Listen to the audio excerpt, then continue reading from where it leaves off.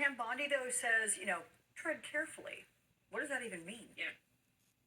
All it means is that she's attempting to get me to say, oh, I'm going to be scared and I'm just not going to say anything, because they are willing to literally break the law. I mean, that's what we've seen them do. They are ignoring court orders.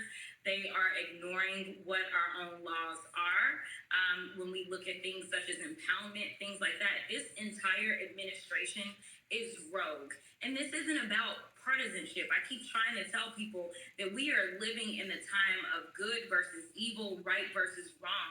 And right now, when we are looking at the black letter of the law and they are deciding, I'm just going to ignore it, then they are wrong. That is clear as day. And right now, they are going after anyone who decides that they will challenge them, whether it's the judges that are sitting on the benches, whether it is lawyers that have decided that they were going to represent their clients to the best of their ability, and most of them won against Trump and his administration. Basically, they are trying to get rid of all voices of dissent. Okay, well, let's pick up on right versus wrong, because a new memo from the Trump administration in part directs the heads of the Justice and Homeland Security departments to seek sanctions against attorneys and law firms who engage in frivolous, unreasonable, and vexatious litigation. I've never used the word vexatious, but there you go, against the United States, or in matters that come before federal agencies. And I remind viewers, you are a trained lawyer. So in your legal expertise, is this memo by President Trump legal?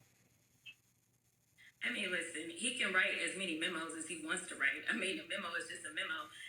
But as it relates to the guidance that they are trying to lay out for the Department of Justice, again, this is them going rogue.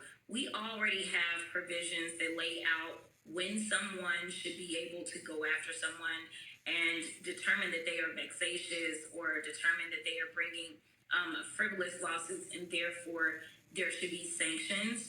That's normal. I mean, listen, I've got plenty of crazies that love to sue, so I completely understand it. I completely agree with it, and ultimately it is up to the judge to determine.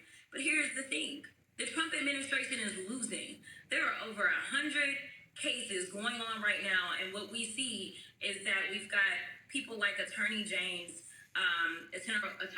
James in New York that is winning. So what did he do in retaliation? He decided that he wanted to strip her of her security clearance. Same thing with Alvin Bragg. Alvin Bragg was the one that was able to end up making this president a felon by having the audacity to go forward on these 34 felony cases that now he is convicted of. And ultimately, he was convicted by a jury, and he had the opportunity to have terrible lawyers. He's always had terrible lawyers that lose their bar cards. And just so that everybody knows, listen, you can go and Google Rudy Giuliani. He lost his bar card as well as he lost all of his money. I still have all of my bar cards, so I'm going to just put that out there.